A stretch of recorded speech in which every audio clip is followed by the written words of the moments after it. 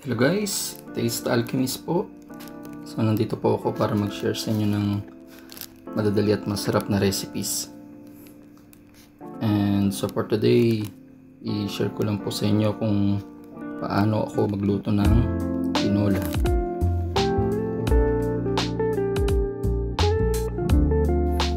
Okay, sa mga ingredients ko po, meron po ako ditong 3 cloves of garlic, medium onion, medium size lang po na ginger. Tapos ang ginagamit ko, hinog na papaya. At dahil wala akong dahon ng sili, gamitin ko na lang po spinach. Pero kung wala rin naman, pwede rin na malunggay. And then meron ako ditong 500 grams na chicken breast. At gagamit din po ako ng black pepper, salt, at patis. At bago ko malimutan, gagamit din ako ng chicken broth cubes.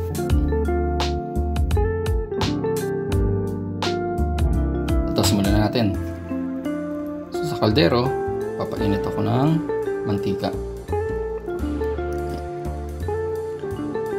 Pag mainit na siya, unahin natin ilalagay yung ginger. So, gisayin muna natin siya for siguro mga 20 to 30 seconds lang hanggang sa maamoy nyo yung aroma niya.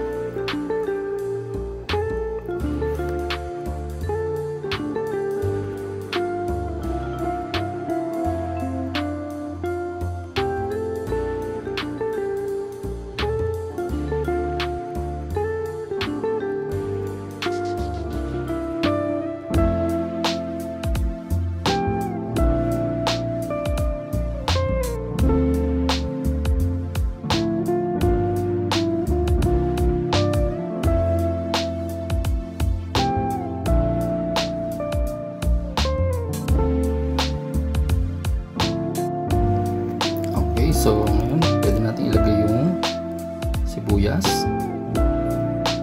Okay, iluin muna natin. Gigisa muna natin siya hanggang sa yung sibuyas natin medyo magkulay, ano na siya, translucent.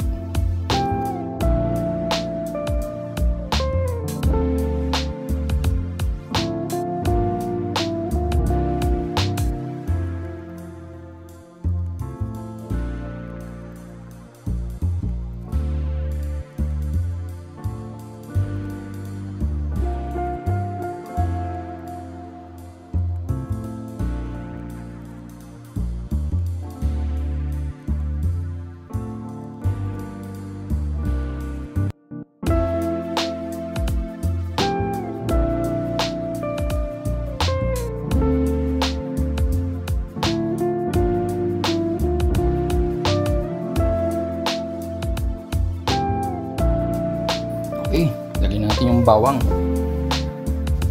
Tapos, gigisa lang uli natin yan hanggang sa medyo slightly brown na yung bawang natin.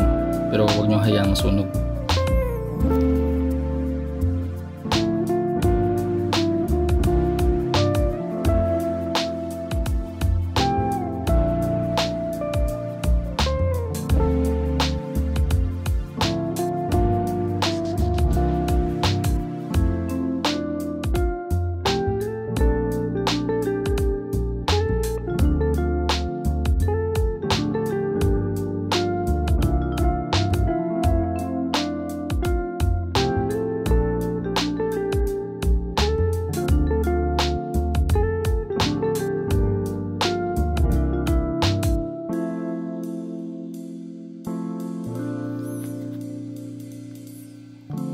Okay, pwede na po ilagay yung manok.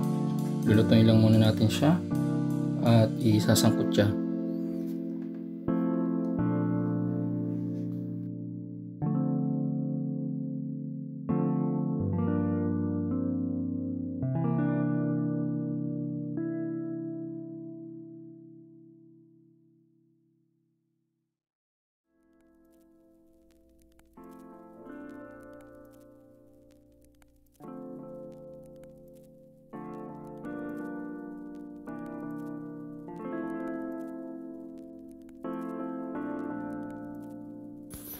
Okay, sa part na to guys, luto na yung manok.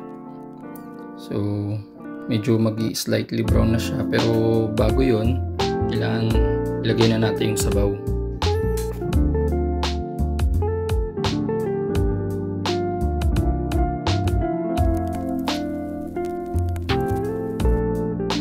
ito yung ginagamit ko guys sa tinola kapag maglalagay na ako ng sabaw. Ginagamit ko dito yung buko juice. Actually mas okay sana kung yung mismong fresh buko juice galing mismo sa buko, kasi yung magiging lasa ng sabaw natin dito mas ano siya, manamis-namis yung lasa niya, so mas masarap talaga siya.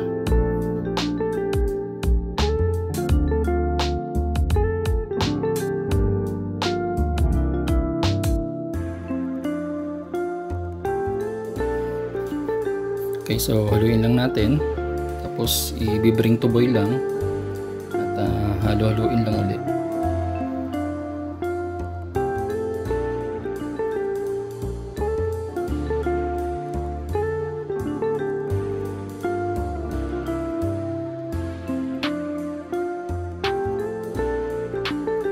Kapag gatong nakulo na siya, pwede nyo na siyang lagyan ng half teaspoon ng salt. Tapos pwede na rin kayo maglagay ng half teaspoon din ng paminta. Tapos haluin nyo lang ulit siya.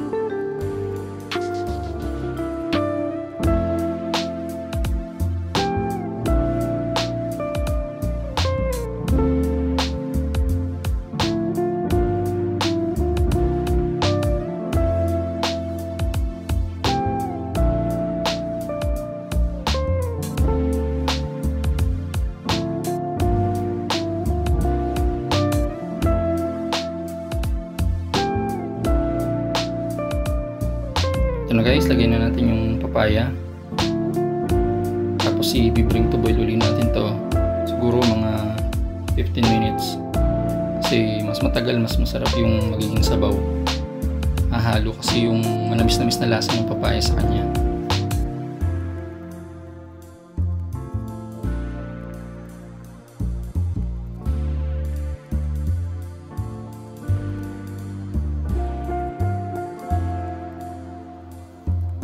Okay guys, lagyan na natin yung spinach. Tapos i-bring to boil lang ulit natin to mga 2 minutes kasi mabilis lang naman siya maluto.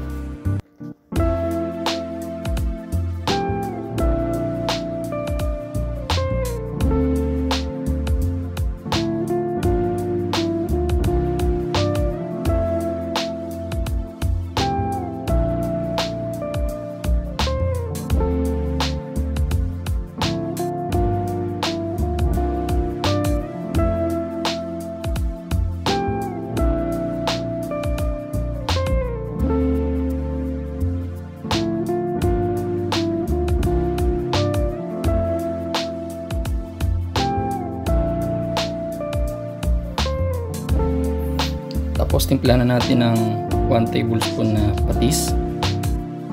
Tapos haluin lang natin.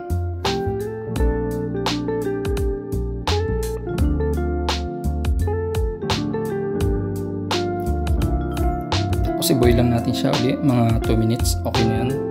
And then tikman nyo yung sabaw. Kung para sa inyo kulang pa yung alat niya, pwede ulit kayo magdagdag ng patis pa.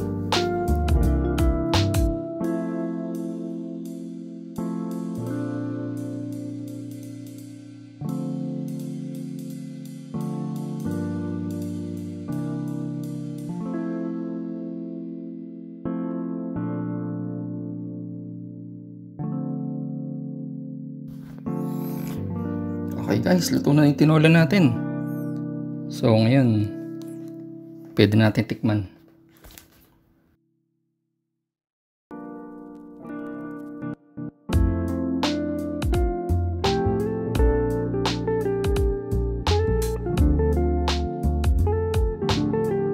So guys, kung nagustuhan nyo pala itong video natin, paki-like and subscribe na lang po para masupport yung channel ko po.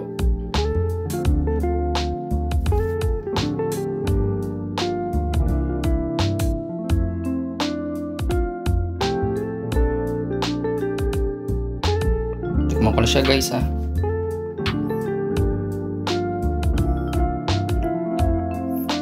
Okay, perfect. Try nyo din guys, masarap siya. Thank you po for watching.